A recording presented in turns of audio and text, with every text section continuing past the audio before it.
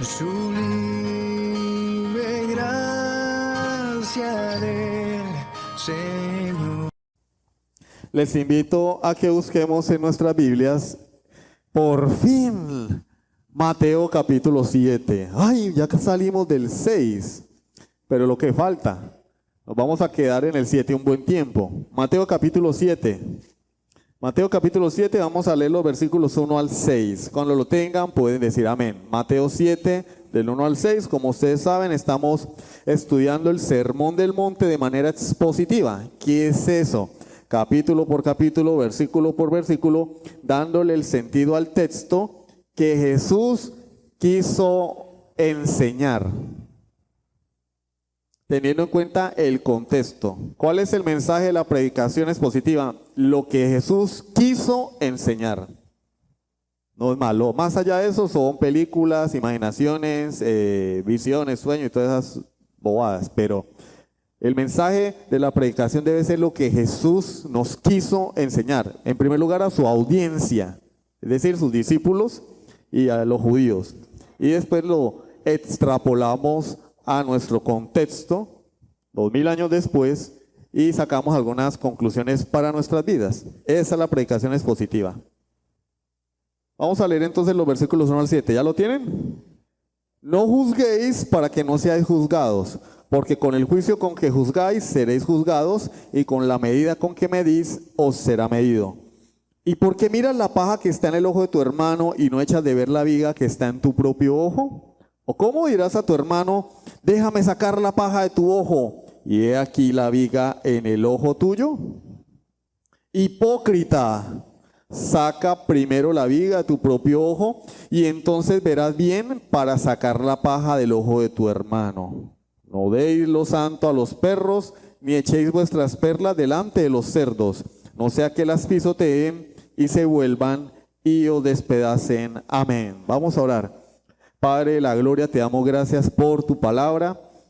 Venimos, Señor, a este lugar porque entendemos que en ella tenemos lo suficiente para ser salvos, pero también lo suficiente y necesario para ser santos delante de ti. Dios mío, habla nuestras vidas. Trae arrepentimiento y fe a los corazones no arrepentidos, aquellos que aún no se han doblegado ante Jesucristo, pidiendo perdón por su pecado. Y trae santificación a tu pueblo, que cada día podamos luchar con mayor vehemencia, determinación contra el pecado, nuestro pecado. Que podamos, Señor, vencer como Cristo venció. Señor, santifícanos en tu verdad, tu palabra es la verdad. Te lo pedimos en el nombre de Jesucristo. Amén. Había una vez un señor que iba en un carro y se quedó varado, como muchos entenderán, ¿no? Se quedó varado y necesitaba un alicate, pero no tenía el alicate, o unas pinzas, como dicen. Y el hombre pues dijo, bueno, voy a ir ahí a esa casa que está más adelante, voy a pedir el alicate prestado para a ver si puedo reparar el carro, ponerlo a funcionar otra vez. Entonces se fue él caminando allá a la casa, y mientras él iba caminando, dirigiéndose hacia esa casa, comenzó a maquinar en su mente, bueno, pero ¿será que sí me lo prestan? Porque yo soy un desconocido.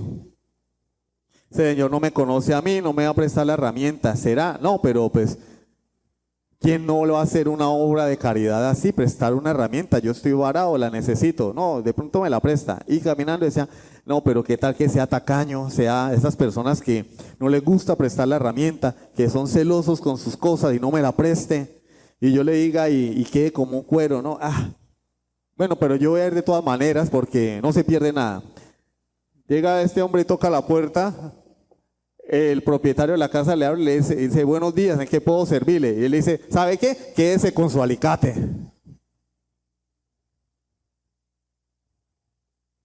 ¿Qué nos enseña esta ilustración que puede ser chistosa en cierta manera? Que muchas veces andamos por la vida llenos de prejuicios. Nos adelantamos a las cosas, sacamos conclusiones antes de tiempo, y esas cosas nos llevan ¿a qué?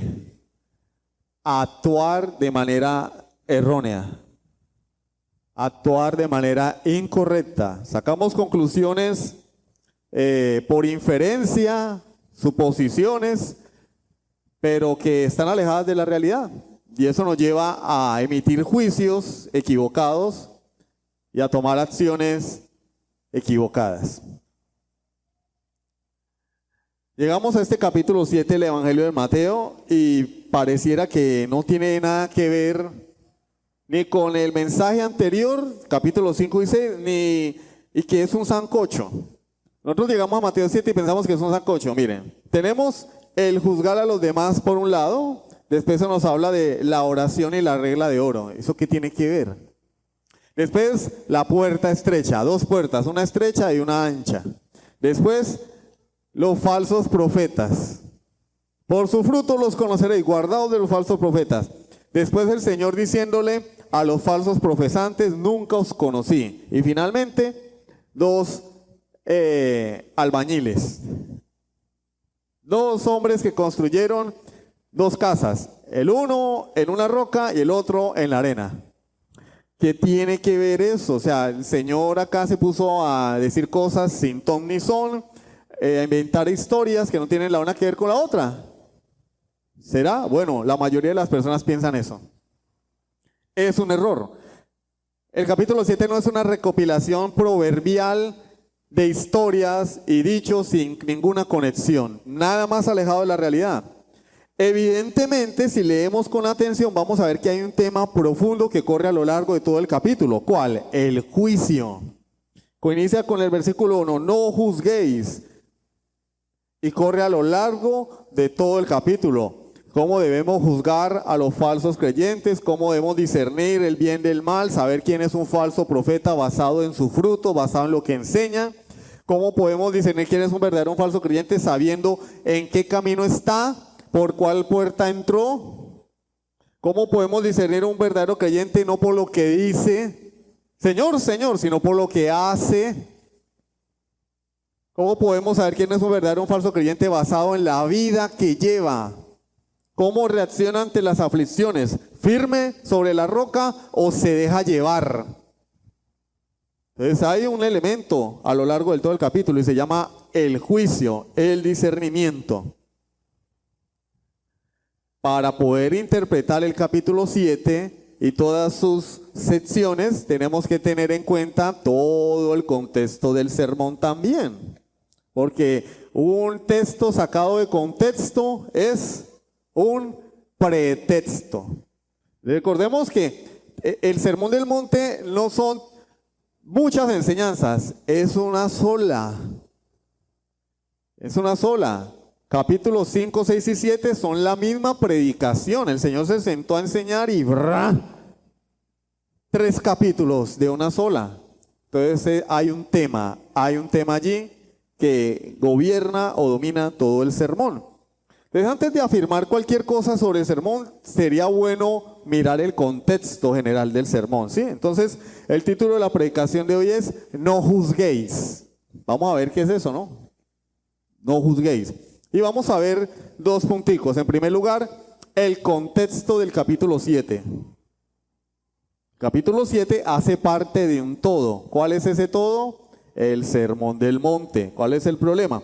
Que para bendición de nuestras vidas, hubo hombres que separaron la Biblia en capítulos y en versículos. Pero también, por otra parte, eso llega a generar cierta confusión, porque cuando termina una sección, nosotros tenemos la tendencia a pensar que ya se acabó el tema, que no tiene nada que ver con lo anterior ni con lo siguiente. Y no es así. Debemos leer la Biblia en su contexto. El primer punto, el contexto del capítulo 7. En segundo lugar, lo que Jesús no quiere decir. Cuando Jesús dice no juzguéis, ¿a qué se refiere? ¿A qué se refiere? Porque parece que es una prohibición. A juzgar, a emitir juicio, a sopesar, a valorar, a discernir. Parece. ¿Será cierto? En tercer lugar y último, algunas aplicaciones prácticas para nuestras vidas. De manera breve, porque este tema continúa la semana que viene. Continúa la semana que viene. Entonces, vamos al primer punto. El contexto del capítulo 7. ¿Qué tenemos aquí? en el Sermón del Monte. Como ustedes saben, iniciamos el Sermón del Monte con las famosas bienaventuranzas. ¿Qué nos enseña las bienaventuranzas? El carácter del cristiano. No lo que el cristiano debe hacer para ir al cielo, no, lo que el cristiano es. Lo que el cristiano es. Pobre en espíritu, se percibe a sí mismo como miserable espiritualmente, necesitado de Dios. Llora por su pecado. Es manso porque sabe que no merece nada. Es misericordioso, tiene hambre y sed de justicia, etcétera, etcétera. Lo que el cristiano es. Y luego el Señor nos enseña en la figura de la sal de la tierra, de la luz del mundo, lo que el cristiano debe influenciar al mundo. ¿Cómo es el cristiano para el mundo? El cristiano para el mundo debe ser como la sal, preservar al mundo de la corrupción. No darle sabor, como dicen, no, es que el cristiano es el que trae el sabor. No, la labor principal de la sal en aquella época era un agente antiséptico. No había neveras, la gente salaba los alimentos y los guardaba y así se preservaban los alimentos, no había neveras. Entonces, la iglesia lo que hace es preservar al mundo de la corrupción, porque el mundo no está peor por la acción de la iglesia y la predicación del evangelio. Pero también el cristiano es luz. El cristiano es luz. Con sus obras, con su conducta, el cristiano muestra que hay un bien mayor, una norma mayor de conducta, un ejemplo a seguir mayor que es Cristo, y también de esa manera incomoda al mundo, a las tinieblas. Y las personas deben ver al creyente y decir, esa persona es diferente. Como dice Mateo capítulo 5, versículo 16, así alumbre vuestra luz delante de los hombres, para que vean vuestras buenas obras y glorifiquen a vuestro Padre que está en los cielos. Deben ver mis buenas obras, no lo malo, para que glorifiquen a Dios. Entonces vemos allí el carácter del cristiano y su influencia en el mundo. Después el Señor nos enseña sobre la ley, porque su auditorio dijo, oye, pero este hombre viene con enseñanzas nuevas. Y el Señor le dice, no, yo no vengo a enseñarle nada nuevo. Yo no vine a abrogar la ley, ni a traer nada nuevo. ¿Sí ven lo que decíamos esta mañana? Nuevas revelaciones, un nuevo mover. El Señor dice, no es que yo no vine a traer nada nuevo. Si Jesús no vino a traer nada nuevo, ¿por qué los maestros de hoy vienen trayendo cosas nuevas? No he venido a abrogar la ley de los profetas, yo no vine a enseñar nada nuevo. Mi enseñanza está en armonía con la ley de Moisés. No he venido para abrogar, sino para cumplir. Porque de cierto digo que hasta que pasen el cielo y la tierra, ni una jota, ni una tilde pasará de la ley hasta que todo se haya cumplido. Si bien la palabra de Dios es perpetua, no va a pasar. Pero él quería enseñarle a las personas cómo los líderes religiosos habían torcido la ley de Dios. Y lo hace a través de 6 ejemplos. Entonces el Señor nos habla de el adulterio, del divorcio, nos habla de la ira, del asesinato, nos habla de los juramentos, para señalar la verdadera ley, su interpretación correcta de la interpretación errónea. O sea que constantemente el Señor está mostrando por un lado lo que es un verdadero cristiano, lo que hace, y por otra parte los falsos por otro lado. En el capítulo 6 comenzamos a ver que el Señor sigue describiendo al hombre cristiano, cómo vive en este mundo el creyente, sobre todo en su relación con Dios, en la intimidad con Dios, cómo el creyente tiene que recordar siempre que Dios lo está mirando. Los ojos de Dios están sobre ti. ¿Cómo? Cuando doy limosna, es decir, cuando hago misericordia, cuando ayuno, es decir, cuando busco mi crecimiento espiritual a través de prácticas religiosas, y cuando oro en mi relación íntima con Dios, Dios me está mirando. Y Él dice, no seáis como los hipócritas, no seáis como los fariseos. Ellos quieren ser vistos por los hombres para recibir aplausos. No, hazlo tú en secreto y tu Padre que te ve en secreto te recompensará en público. De manera que lo que tú hagas no tiene ningún valor si lo haces para tu propia satisfacción o para que los demás te miren. ¿Te gusta que los demás te miren? No sirve de nada. Te estás engañando a ti mismo. ¿Piensas que engañas a los demás? No, te engañas a ti mismo. Porque Dios te conoce y Él sabe quién eres. Él sabe lo que hay en tu corazón. Él sabe por qué haces lo que haces. Es que lo hago para Dios. Así tú te autopercibas que le das la gloria a Dios. Estamos en la época de la autopercepción. Hay hombres que piensan que son mujeres, pero son hombres. Cuando se desnudan al espejo son hombres. Y hay mujeres que creen que son mujeres. Mujeres que piensan que son hombres, se miran al espejo y son mujeres. Y por más que tú digas, lo hago para Dios, si lo que hay en tu corazón es un deseo de reconocimiento, no lo estás haciendo para Dios. Así tú lo repitas 1000 veces. No sirve de nada. Dios nos está mirando. Y eso tenemos que tenerlo en cuenta en nuestra práctica cristiana. Después el Señor nos amonesta, nos enseña, nos manda, nos ordena abstenernos de la mundanalidad y la avaricia. Y nos lo dice ¿cómo? Bueno, nos lo dice enseñándonos lo peligrosa que es la mundanalidad, el peligro de las riquezas, el peligro de caer en el afán como los que no conocen a Dios. ¿Qué pasaba con los fariseos? Los fariseos se percibían y se mostraban muy piadosos ante la gente, pero había avaricia en sus corazones. Eran hipócritas. Los que no conocen a Dios se afanan por las cosas de esta vida. El Señor les dice, no, vosotros no podéis ser así. Sois hijos del Padre. Debéis buscar primeramente el reino de Dios. Entonces mire cómo a lo largo del sermón el Señor nos está poniendo lo que es ser un verdadero creyente y lo que es ser un religioso. Un verdadero creyente y lo que es un religioso. ¿El religioso cumple la ley de Dios? Sí, pero a su manera y de manera externa. ¿El cristiano cumple la ley de Dios? Claro, pero de corazón. ¿Ven la diferencia? Hay personas que vienen a la iglesia porque si no el hermano ora y los va a regañar, porque si no vienen a culto no van a poder ser miembros, o si son miembros de pronto los van a poner en disciplina. Eso no son motivaciones. Eso es ser un fariseo, eso es ser hipócrita, porque la verdadera motivación para venir a la iglesia, ¿cuál es? Cristo.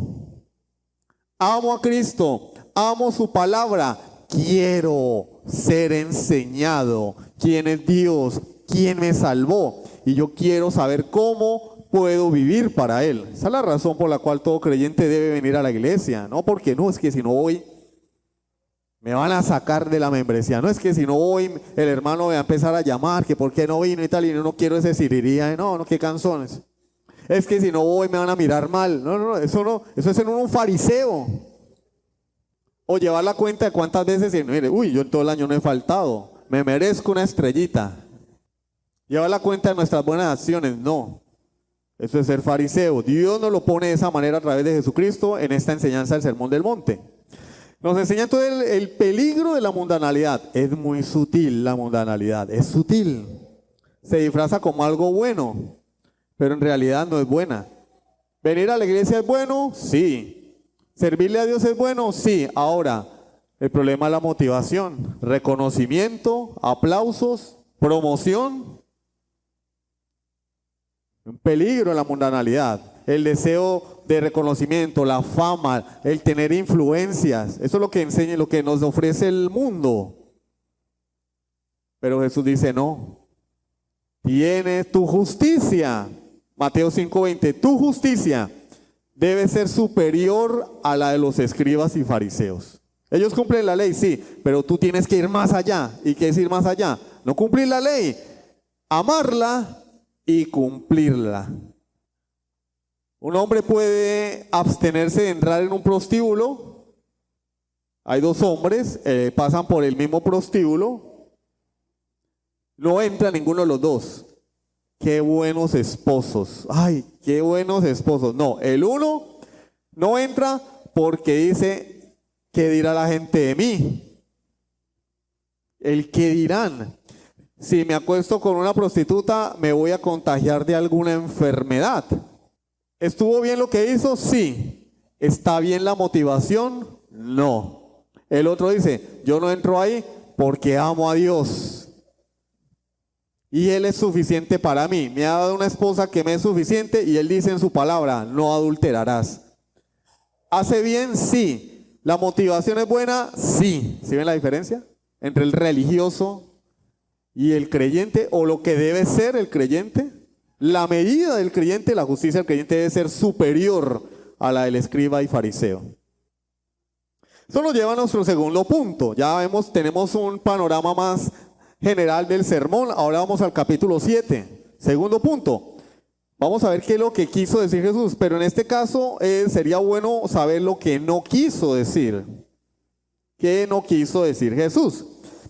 El Señor ahora va a tratar nuestra relación con las demás personas, con los que nos rodean.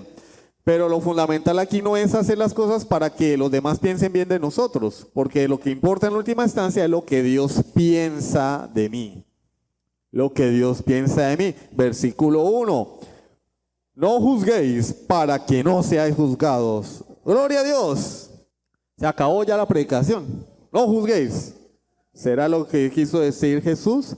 Este es uno de los textos más citados de la Biblia, pero también uno de los textos más mal interpretados de la Escritura.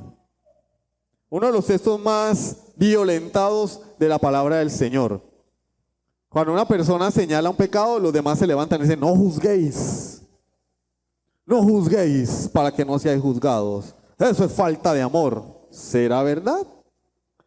Entonces necesitamos definir qué significa acá juzgar. ¿Qué quiso decir Jesús con juzgar? Para no caer en interpretaciones superficiales, erróneas, en suposiciones o caer en la moda de la tolerancia, ¿no? Todo en pro de la tolerancia. ¿Cuál es el problema? Vivimos en una época donde el relativismo reina en la sociedad y ha penetrado en la iglesia. ¿Se han escuchado ese cuento de, bueno, cada quien lee la Biblia y cada quien la interpreta a su manera? ¿Sí lo han escuchado? Yo me cansé de escucharlo en cierta congregación, donde todo el mundo tenía una interpretación subjetiva de la Biblia. Pero Pedro dice, la Biblia no es de interpretación privada. La Biblia dice una cosa, ciertas congregaciones dicen otra. ¿A quién le creo? Pues a Dios. Le creo a Dios.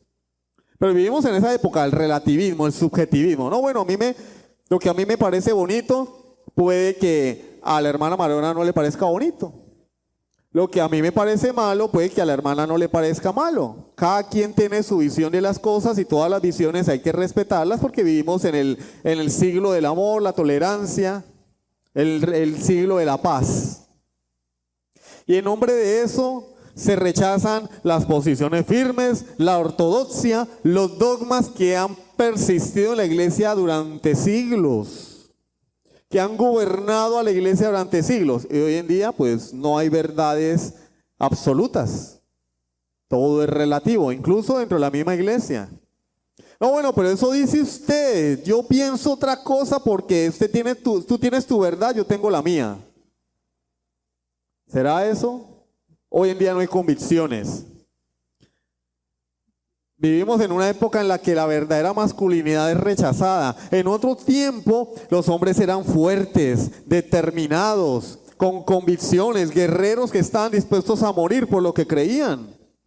Hoy en día esa conducta es rechazada. Se les tilda de gente difícil. No, es que ese hermano es fregado. ¿Cómo así que es fregado? No, es que el hermano es ortodoxo.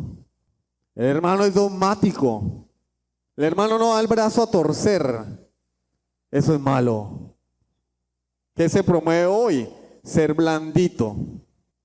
Entonces viene un hermano enseñando un error. No, bueno, pero yo prefiero evitar problemas. Es mejor evitar porque de pronto en algún grupo familiar un hermano hace una pregunta y alguien le responde de forma equivocada y entonces, hermano, pero tú tenías la verdad, tú tienes que enseñar. No, pero es que yo prefiero no contradecir para no entrar en controversia porque es mejor evitar problemas. Es mejor no entrar en discusión. Tenemos que abstenernos. De pronto me echo de enemigo al otro hermano y entonces... Y tocan a mi puerta los testigos sin Jehová, yo les abro la puerta porque les recibo el material y no les digo nada. ¿Por qué no? Bueno, les abre la puerta, predícales el evangelio. No, pero es que es mejor no debatir porque la palabra no se hizo para debatir. Pero hoy en día, ser varón, poner límites, tener convicciones es malo, es un pecado mortal por la influencia de la sociedad en la iglesia. Mantener una postura firme. Mantener una postura firme. No, en la iglesia no se debe hablar de política. ¿Por qué no? Porque la política, hermano, es que eso es una cosmovisión romana. Porque la cosmovisión bíblica es que Dios permea, Dios está en todos los asuntos de la vida del hombre.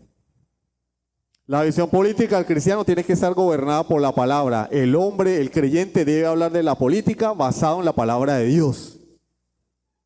No hablemos de política, porque de política y de religión no se debe hablar, no. Antes los hombres así eran respetados, eran admirados. Hoy en día son echados a un lado. En una época en la que se habla de la tolerancia, de la diosa tolerancia. Tolerancia siempre hacia los de afuera, porque a los cristianos no nos tolera nadie.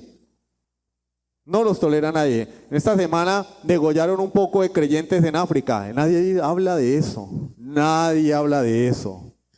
Nadie.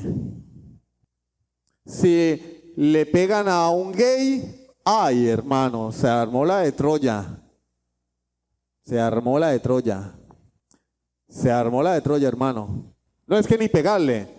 Sale un predicador a la calle con un cartel diciéndole a la marcha del arco iris: yo soy el camino, la verdad y la vida, citando Juan capítulo 14, 6.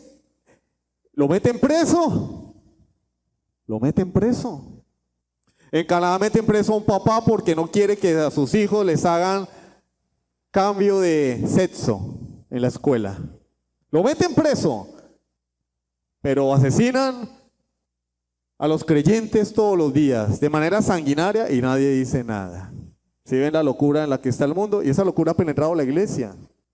Es mejor el creyente que no se mete con nadie. No, hermano, ese hermano es un ejemplo a seguir. ¿Por qué? Ese no se mete con nadie.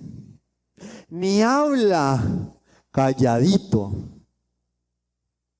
Es muy triste la condición de la iglesia hoy. Mire lo que enseña la palabra en Judas capítulo 1, versículo 3, porque solo tiene un capítulo, ¿no? Judas 3.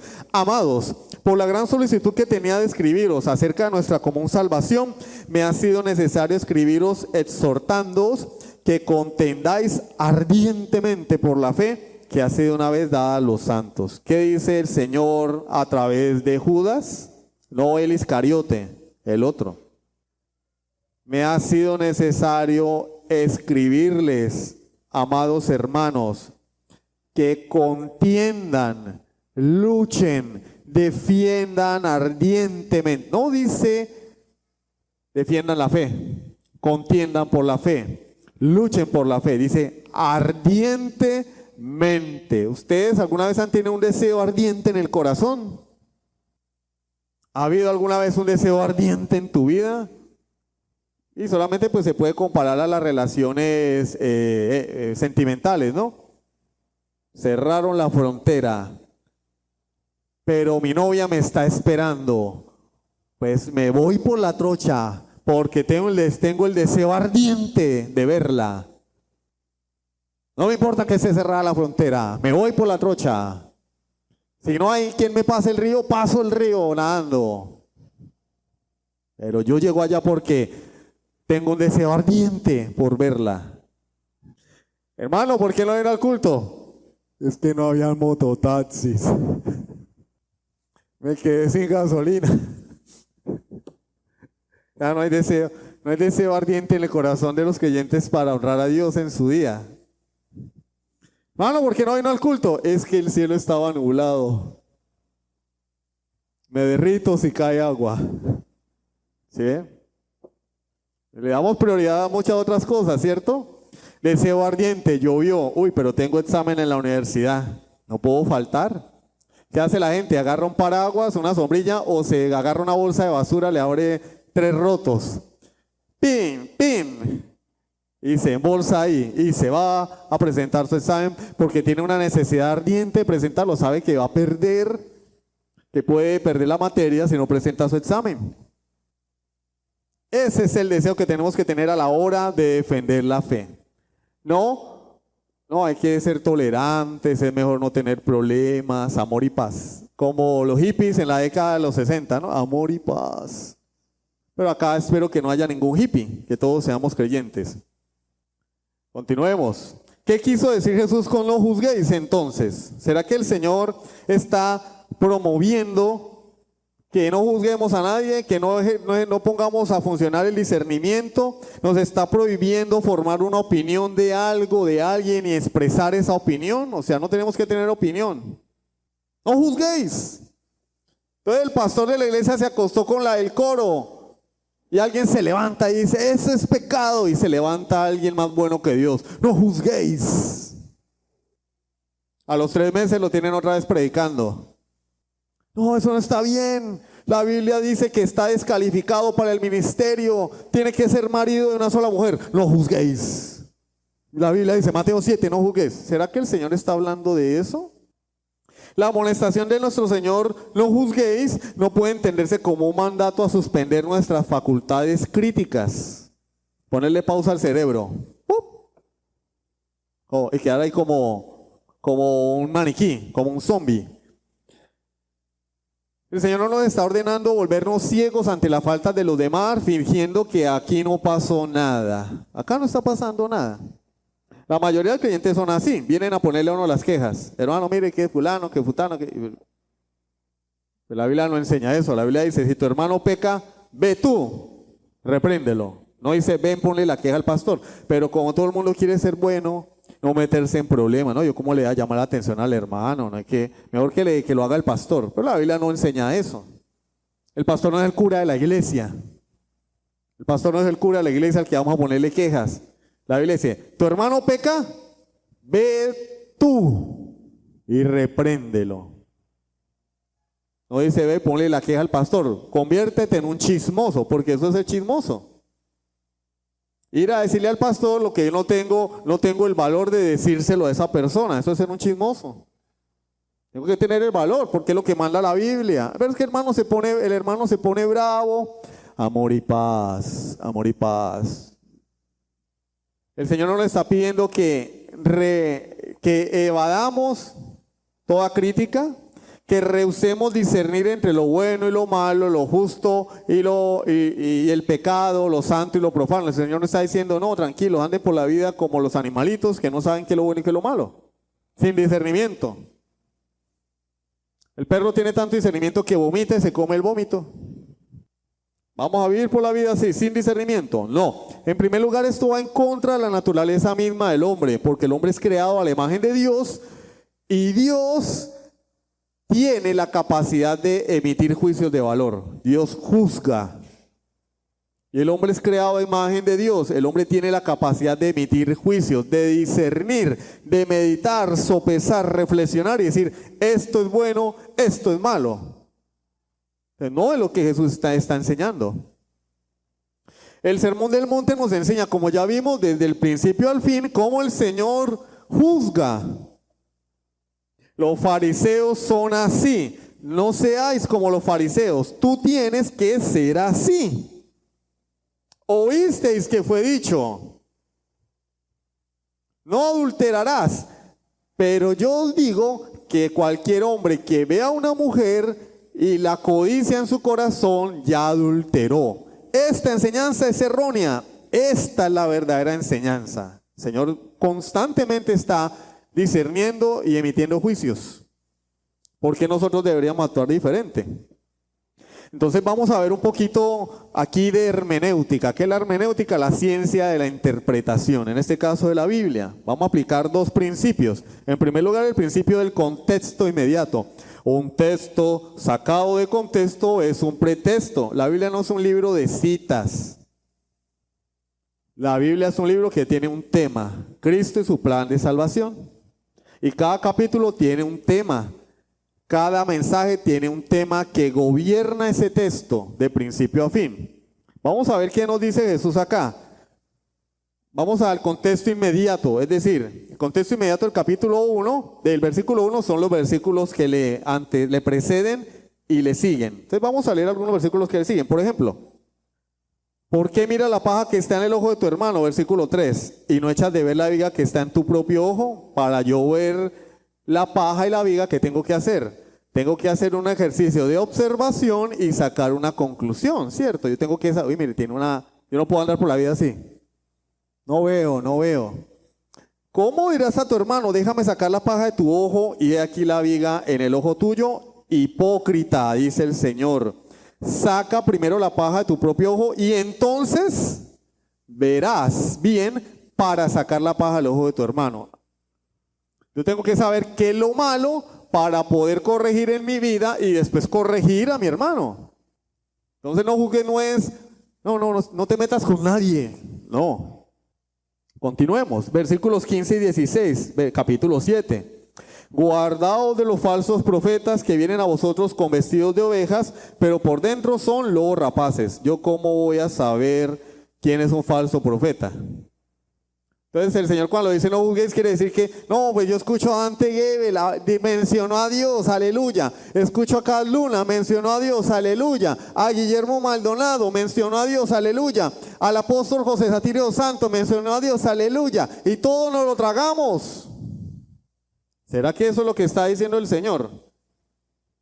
O Él no está diciendo, tienes que, como dice la palabra, escudriñarlo todo y retener lo bueno, oír, sacar lo malo, discernir y saber qué es lo bueno y qué es lo malo.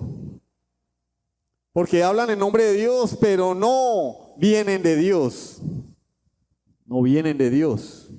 No todo el que habla de Dios viene de Dios. Yo tengo que discernir, tengo que evaluar, tengo que meditar, tengo que comparar como los hermanos de Berea. Dice la Biblia que eran más nobles.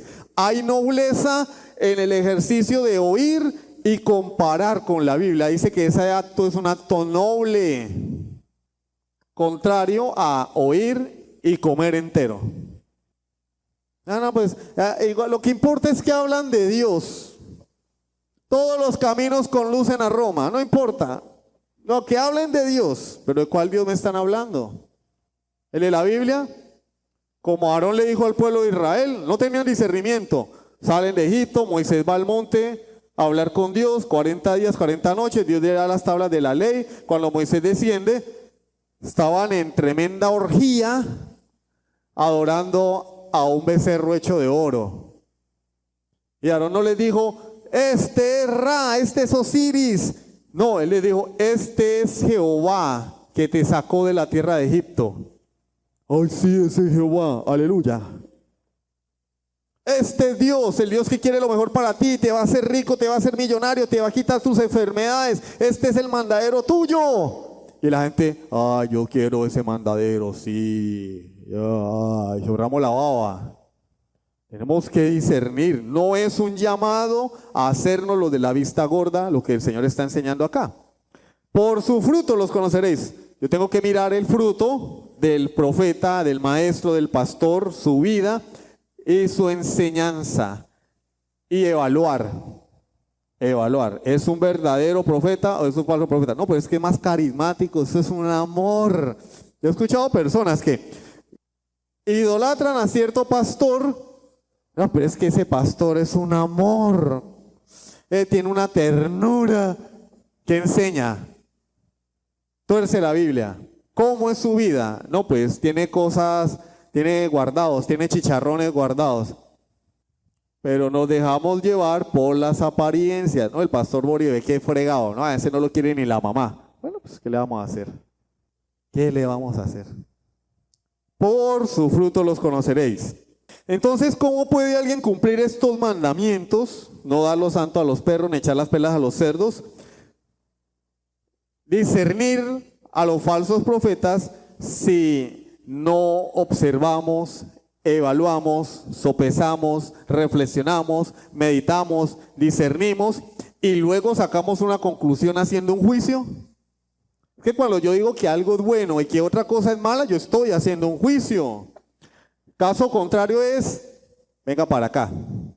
Me sirven un plato de arroz mixto y me sirven una torta envenenada. Y yo digo, todo es bueno. Una botella de Coca-Cola, que es veneno, ¿cierto? Pero hay otra más venenosa, una botella de veneno. De ácido sulfúrico. Ácido bórico disuelto en agua y una botella de Coca-Cola. Y yo digo, para mí es lo mismo. Yo tengo que decir, no, esto es Coca-Cola. Bueno, me hace daño, pero no me va a matar una sola Coca-Cola. Pero esto me va a matar. ¿Sí o no que discernimos? ¿Y por qué a la hora de la palabra del Señor, de las personas, de la enseñanza, de los falsos maestros, no aplicamos la misma lógica? Debemos aplicar la misma lógica, porque el Señor nos salvó gente descerebrada. El Evangelio no nos hace tontos, al contrario, nos hace libres. Nos hace libres. Ya no tenemos que decir cosas para darle gusto a la gente. Ya no tenemos que serle fieles a una organización. No, somos fieles a Cristo. Por encima de cualquier cosa y a pesar de las consecuencias, ¿no? ¿Cuál es el contexto general del sermón? Vimos ahí a grandes rasgos el contexto del capítulo, ¿sí? Del versículo, el capítulo que está ahí inmediatamente. Ahora vemos el contexto general del sermón, ¿sí? Un contexto más general. Es la misma regla, pero aplicada de dos maneras. Un contexto inmediato, un contexto general. Y si vamos al contexto de la Escritura, vamos a encontrar mandamientos explícitos de que debemos juzgar, pero no los vamos a ver hoy. Los vamos a ver dentro de 8 días. Pero vamos a ver el contexto general del sermón. Capítulo 5, versículo 20. Mateo 5, 20. Porque os digo que si vuestra justicia no fuere mayor que la de los escribas y fariseos, no entraréis en el reino de los cielos. El Señor está diciendo, esa gente se va a ir al infierno. Los fariseos van al infierno. Tú tienes que ser mejor que ellos. ¿Cómo se puede ser mejor que una persona que cumple la ley? Cumplirla de corazón. El Señor está emitiendo un juicio. Mateo 6:2. Cuando pues des limosna, no hagas tocar trompeta delante de ti, como hacen los hipócritas, hablando de los fariseos. Como hacen los hipócritas en las sinagogas de las calles, para ser alabados por los hombres. Le está diciendo hipócritas, está emitiendo un juicio y una condenación. Mateo 6:5. Y cuando ores no seas como los hipócritas, porque ellos aman el orar en pie en las sinagogas y en las esquinas de las calles para ser vistos de los hombres. ¿Qué está haciendo? Está juzgando el comportamiento de los fariseos. Les gusta deslumbrar, les gusta aparentar. Son unos hipócritas. Mateo 6:8. No os hagáis pues semejantes a ellos, porque vuestro Padre sabe de qué cosas tenéis necesidad antes que vosotros le pidáis. No sean como esa gente hipócrita que van rumbo al infierno. Los juzga y los condena. Mateo 6:16. Cuando ayunéis, no seáis austeros como los hipócritas, los fariseos, porque ellos demudan sus rostros para mostrar a los hombres que ayunan. Está juzgando la conducta de los fariseos y está concluyendo que son unos hipócritas. El que no discierne dice, ay, mire, el pastor lleva 40 días ayunando, más bueno que Jesús. Y llega el pastor allá a la iglesia sin afeitarse, ¿no? Porque sin afeitarse, llegaba sin afeitarse, es que estoy ayunando, llevo 40 días, ay, admírenme, apláudanme. Fariseo. Si tú ayunas, a nadie le importa, es tu relación con Dios. ¿Quieres ayunar? Hazlo. No lo cuentes a nadie. ¿Qué quieres? ¿Que el mundo te aplauda? ¿Que venga Donald Trump y te haga un monumento porque ayunaste? No, es tu relación con Dios. Él lo dice, no lo muestres a las personas, no demudes tu rostro. Hermano, ¿qué tiene? Lo veo pálido. Ay, es que estoy ayunando. Llevo 39 días. Voy para 40. Para la gloria de Dios, pero Él me ha sostenido. Ay, por favor. Le ganaron a Elías. Le ganaron a Jesús. Bueno, no lleva medio día sin comer y ya el estómago está haciendo desastres. Y ahora me van a vender la moto y que llevan 40 días, como si yo no supiera. Ay, hermano, es que yo conocí unos sinvergüenzas que nosotros dirigíamos los ayunos en esa iglesia, desde la mañana hasta mediodía, nosotros íbamos aguantando hambre, y cuando uno entraba allá donde el apóstol, a la casa de él que quedaba ahí mismo en el templo, carne asada. Y la carne haciendo así, como la salchicha ranchera, ¿no? Y uno decía, ¿esto qué es? Este hombre me dice que hay que ayunar hoy, pero están preparando el almuerzo para ellos. Se supone que estamos en ayuno, pues no, porque nos vendían la moto. Y nosotros, ingenuos en aquella época, oiga, sí, no, el pastor está ayunando, está ayunando. ¿Qué cuento de ayuno? A las 6 de la tarde lo levantan con un caldo, hermano. pero hay que discernir, hay que discernir. Por eso lo cuentan. ¿Tú estás ayunando? No lo cuentes, porque es una práctica privada delante de Dios. ¿Para qué lo cuento? Hermana Marora, ¿sí sabe que estoy ayunando? Y ella era dentro de mí. ¿Y a mí qué me importa? ¿Qué quiere que haga? ¿Monumento? ¿Le dé un premio, una medalla o qué? Eso era lo que hacían los fariseos. Estoy ayunando, 40 días de ayuno. Oh, la gloria de Dios va a caer sobre mí. La gloria de Dios no, el orgullo tan grande que tienes y la necesidad de aprobación y reconocimiento. Pero Dios conoce los corazones, por eso Él dice, hipócritas. Mateo 6:32, porque los gentiles buscan todas estas cosas. Mire, los gentiles hacen una cosa, pero vuestro Padre Celestial sabe que tenéis necesidad de todas estas cosas. Y después dice, buscad vosotros el reino de Dios y su justicia. Entonces el Señor está discerniendo el comportamiento de los que no conocen a Dios. Y dice, pero tú no eres así, tú debes buscar el reino de Dios. Él no está diciendo, no, pues todos son iguales. No hay que juzgar, no hay que separar, no hay que clasificar. No, todos hagan lo que quieran, no.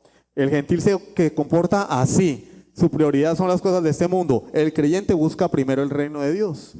El Señor está ejercitando el discernimiento. Ese es el contexto del sermón. Vamos a ampliar un poquito más el contexto del todo el Evangelio de Mateo. Mateo 15 del 7 al 9. Mateo 15 del 7 al 9. Hipócritas, hablándole a los fariseos, ¿no? ¿Cómo los juzgó? Los trató de hipócritas. Bien profetizó de vosotros Isaías cuando dijo, este pueblo de labios me honra, mas su corazón está lejos de mí. Pues en vano me honran, enseñando como doctrinas mandamientos de hombres. Él está reflexionando, él dice, esta gente enseña cosas que no están en la Escritura, como si fueran la palabra de Dios. ¿Ve? ¿No hablábamos de eso esta mañana? La palabra profética, ahí va la gente comiendo cuento. Y el Señor le dice, hipócritas, que hacían los fariseos, le añadían a la ley. Le añadían a la ley. Señor, ¿por qué tus discípulos comen sin lavarse las manos? Los fariseos tomaban vino con los dientes cerrados. O sea, si hubieran podido conseguir un pitillo, lo hubieran hecho. ¿Por qué? Porque era pecado comer insectos. Y ellos decían, bueno, si de pronto, mientras pisoteaban el vino en el lagar, porque era con los pies que se fabricaba el vino, ¿sí? De pronto hay una uña por ahí, un callito, un honguito, pie de atleta, ¿no? Machacaban el vino en el lagar y las personas pues consumían el vino fermentado. Pero si de pronto se cayó ahí una hormiga, un mosquito, un cucarrón o algo así, un insecto pequeño, tal vez se lo podía comer por accidente. Entonces tenían que beber el vino así, con los dientes cerrados, para filtrar los insectos. El que no lo hacía así, le era pecado. Exageraban los mandamientos porque ellos no respetaban el espíritu del mandamiento. Sacaban sus propios mandamientos que ellos sí podían cumplir y se jactaban delante de los hombres. El Señor le está diciendo, hipócritas, este pueblo de labios me honra, mas su corazón está lejos de mí. Pues en vano me honran, enseñando como doctrina mandamientos de hombres. Tú cumples la ley de Dios, amén. Ahora, ¿la amas? Eso es como el hombre que vive con la mujer. Pues ya llevamos 20 años de casado, ya no cabe duda que es verdad que la costumbre es más fuerte que el amor, dijo cierta filósofa que ya no está con nosotros. Bueno, es una canción de Rocío Dúrcal, ¿no? Pero hay personas que viven con su... Ya me tocó, ya me morí con esta vieja, ¿para qué? Ya. No, pero es que una cosa es vivir con el cónyuge, esposo, esposa, y otra cosa es amarlo. No, pues ya me acostumbré, ya pues ya nadie me va a prestar atención, me tocó morirme con esta mujer o me tocó morirme con este hombre. Si pudiera me conseguía otra, pero ¿qué más? No, debo amarlo. Una cosa es tener los mandamientos como que, bueno, pues eso es lo que dice la Biblia, eso es lo que exigen en la iglesia, pues ¿qué le vamos a hacer? Tocó ir a culto. Yo tenía planeado un paseo de olla para la mulata, pero tocó ir a culto, ¿qué más? O si no, ¿quién aguanta a los hermanos haciéndole mala cara a uno? No, es que una cosa es eso y otra cosa es amar los mandamientos de Dios. Y esa es la justicia superior que Cristo enseña en el Sermón del Monte.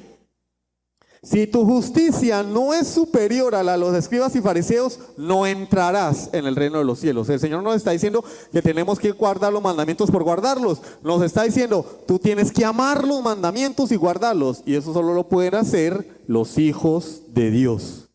Los que se han arrepentido de sus pecados, los que han nacido de nuevo, los que tienen el Espíritu Santo viviendo en su interior. El Señor juzga de principio a fin. Sigamos, Mateo 23, del 2 al 3, cuando el Señor acusa a los escribas y fariseos. En la cátedra de Moisés se sientan los escribas y los fariseos.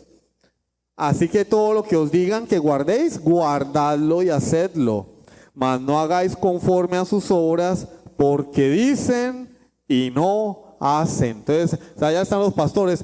El que no diezma le roba a Dios. Y citan, ahí sí, esos textos sí se lo saben, ¿no? Malditos sois con maldición, porque me habéis robado. Señor, ¿en qué te hemos robado? En vuestros diezmos y en vuestras ofrendas. El que no diezma es un ladrón y se va a ir al infierno. En el infierno hay mucha gente que no dio los diezmos. La señora que se puso a consumir droga fue al infierno y vio personas que estaban allí porque no diezmaron. Y a la gente creyendo esas bobadas, comprando los CDs, comprando los libros. ¿Saben por qué lo digo? Porque yo lo hice. Yo y miles de personas más. Al menos no me siento solo en ese combo. Yo me leí los libros, hermano. La pierna derecha al infierno, la pierna izquierda al corazón, la cabeza al infierno, la mano derecha. No, la cola no estaba, pero estaba todo lo demás. Y ahí va la gente. ¿Cómo discernimos? Estos hombres decían, pero no hacían. Como ese dicho que dice, el cura predica pero no aplica. Hoy tenemos personas, exigen los diezmos, pero ellos no diezman.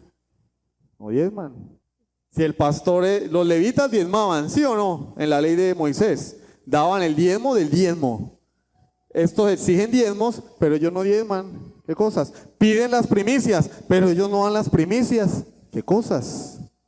Dicen, pero no hacen. Son fariseos. El Señor evalúa a los fariseos. Entonces, ¿qué podemos concluir en pocas palabras? El llamado del Señor de manera repetida y reiterativa es: debemos ser diferentes al mundo que nos rodea. Debemos tener una justicia superior a la de los fariseos. Tenemos que ser superiores a los gentiles en nuestras normas de conducta, en el amor que adoptamos, en nuestra piedad. No podemos ser como el mundo en sus ambiciones. El incrédulo ama las cosas de esta vida. El creyente debe amar a Dios. El incrédulo prioriza las cosas de este mundo. El creyente debe buscar primeramente el reino de Dios y su justicia. El Señor nos está enseñando, ejercitando el discernimiento, cómo debemos ser los creyentes y cómo lo son los incrédulos, pero emite un juicio. ¿Cómo podremos obedecer las enseñanzas de Jesús si no evaluamos la forma en que viven los demás, en que actúan los demás y nos aseguramos que nuestra forma de vivir es diferente? ¿Cómo? ¿Que la forma de vivir del creyente debe ser más elevada? Tres cosas que Jesús no está prohibiendo. En primer lugar, Jesús no nos prohíbe juzgar el carácter de las demás personas. Cuando Él dice no juzguéis, no nos está prohibiendo juzgar el carácter de las demás personas. Al contrario, nos ordena discernir. Primera a los Corintios 5:11. Allí en el contexto de un joven que se acostaba con su madrastra, que estaba en la iglesia. Y la iglesia no había hecho nada, la iglesia de Corinto, porque decían amor y paz. Hombre, pero el muchacho está teniendo sexo con la esposa de su papá, que no es su mamá, pero es pecado sexual. Y la iglesia decía amor y paz. ¿Y qué dice Pablo? Primero les ordena entregar a ese joven a Satanás, ¿no? Dice, quitad a ese perverso entre vosotros. Pero a nosotros nos trae una enseñanza también. Él nos dice que no nos juntemos con los fornicarios, adúlteros, avaros, Dice, más bien os escribí que no os juntéis con ninguno que, llamándose hermano, fuere fornicario, o avaro, o idólatra, o maldiciente, o borracho, o ladrón. Con el tal ni aún comáis. Nosotros sabemos que en una iglesia hay un pastor que es ladrón y lo invitamos a la casa y le damos de comer y todo. ¡Qué belleza! Como dijera alguien, ¡qué belleza! ¡Qué belleza! Le decimos mi pastor. Allá va mi pastor. Ah, es que él es un amor. Hombre, pero toda la vida predicó mentiras. Robó a la gente con la Biblia, con el cuento de las primicias, los pactos y toda esa basura. ¿Por qué quieres tener comunión con él? Es un ladrón, es un avaro, es un idólatra. Lo dice la Biblia. Pablo nos dice, prende tu cerebro, discierne. Eso no nos prohíbe juzgar el carácter de una persona. Porque vuelvo y les digo, entonces nos tocaría comernos todo. Todo. Todas las predicaciones, todas las enseñanzas, decirle hermanos a los testigos, tú eres mi hermano, ¿por qué? Porque tú crees en Dios. ¿Cuál es tu libro? La Biblia. Amén, hermano. No. Una persona acá en pecado en la congregación, pecado grosero, impenitente. No, el amor. Jesús vino fue a enseñarnos el amor porque Jesús era hippie de los años 60. No, Pablo nos dice, no te juntes con esa gente. Cualquiera que se llama hermano y está en una práctica pecaminosa y no se arrepiente, Pablo nos dice, no te juntes con él, ni siquiera te sientes a comer con esa persona. Suena duro, pero es lo que la Biblia enseña. Y se lo voy a poner en forma de ilustración. Si una persona de esa llega y yo esté sentado comiendo y se sienta ahí, ¿qué debería hacer yo? Según la Biblia. Respondan. Vamos a hacer 5 segundos participativos. ¿Qué debería hacer uno? Levantarse y abandonar el lugar. Uy, pero qué. Uy, es que son estrictos, son fanáticos. Eso es lo que dice Pablo. Y eso es lo que hizo Juan en el primer siglo, después de su exilio en la isla de Patmos. Cuando terminó el exilio, allá los baños romanos eran compartidos, eran baños públicos. Y él entra allá con sus discípulos y entra un falso maestro. Y Juan, cuando lo ve entrar, se sale. Y sus discípulos le dicen, Señor, ¿por qué te saliste? Dice, porque yo no voy a estar en el mismo lugar que ese apóstata. Hoy nosotros le decimos, no, venga, vamos a bañarnos juntos, siéntate, vamos a comer, lo invito. El Señor dice, no comáis con esa persona. No tengas comunión con ella. ¿Ven? ¿Qué pasa? Que somos más buenos que Dios. Eso es falta de misericordia. Se levanta la gente diciendo, oye, tú estás diciendo que el Dios que inspiró la Biblia, porque esta es la autoridad, es menos misericordioso que tú eres más misericordioso que Dios, porque Dios me está diciendo, aléjate de esa persona, y tú dices que eso es falta de misericordia, o sea que Dios no tiene misericordia. ¿Ves las implicaciones de esto? En segundo lugar, el Señor no nos prohíbe juzgar la enseñanza que oímos. No es una prohibición a comerlo todo. Gálatas 1:8. Hay muchos textos que enseñan esto, pero no vamos a profundizar. Gálatas 1:8. Mas si aún nosotros o un ángel del cielo os anunciare otro evangelio diferente del que os hemos anunciado, ¿qué dice? Sea anatema, sea maldito. Sea anatema. Sea anatema. Hermano, ¿por qué no vino culto? No, hermano, lo que pasa es que yo estaba haciendo una diligencia en Cúcuta, me tocó quedarme allá, y pues, como no alcanzaba a llegar, me fui para Los Pinos. Agarró el bate y lo sacó del estadio, hermano. La sacó del estadio. O sea, para ti es lo mismo una enseñanza bíblica que eso. Discierne, tienes que discernir. Hay personas que, no, cerraron la frontera por elecciones y pues yo como tengo que trabajar en Cúcuta, me tocó quedarme allá, no pude pasar el fin de semana para acá a Venezuela. Y entonces pues la iglesia más cercana que había era Los Pinos. Y me fui para allá. Pero es que en Cúcuta hay iglesias presbiterianas, bautista reformada, bautista particular. O sea, te metiste en el peor hueco que encontraste. De verdad. Para ti es lo mismo, estás en la olla. Te falta discernimiento. Tenemos que juzgar la enseñanza, porque si alguien predica un evangelio diferente que el que nos anunciaron Cristo y los apóstoles, esa persona es maldita. ¿Y sus oyentes qué reciben? Maldición. El falso maestro es maldito, y los que le siguen, ¿en qué categoría están? Pero ahí vamos nosotros escuchando esas falsas enseñanzas, porque no discernimos. No, para mí es lo mismo. Para mí es lo mismo una botella de Coca-Cola que una botella de ácido úrico disuelto en agua. Para mí es lo mismo una botella de Coca-Cola que una botella de ácido sulfúrico o de ácido de batería. Para mí es lo mismo. Si alguien os enseña, dice nosotros, o un ángel del cielo desciende un ángel, llámese el ángel Moroni o el que ustedes quieran, y os enseña otra cosa diferente de la que le hemos enseñado, esa persona está bajo maldición de Dios. Eso es lo que significa anatema. Nosotros somos más buenos que Dios.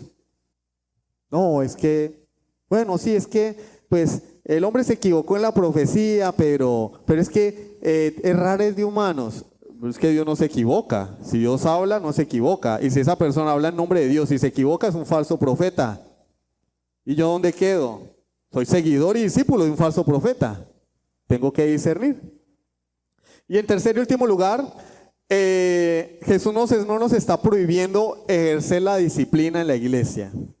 Porque entonces peca un hermano y nadie puede decir nada.